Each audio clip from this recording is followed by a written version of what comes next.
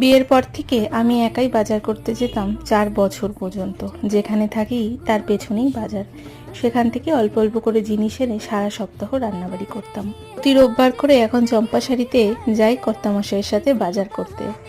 এত মাছ এত সবজি দেখে সত্যি মনটা ভরে যায়।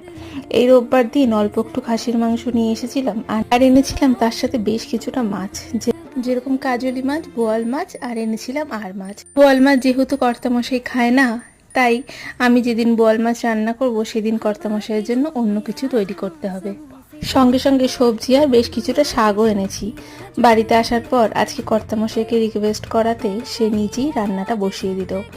আসলে আজকে আমার মাংসটা রান্না করার একদম ইচ্ছা ছিল না, কিন্তু অগত্যা কর্তামশাই যদি না করতো তাহলে তো আমাকেই করতে হতো, কিছু তো আর করার ছিল না। দেখলাম কর্তামশাইয়ের বেশ মুড ভালো, তাই আজকে গোটা রান্নাটা সে নিজেই করলো।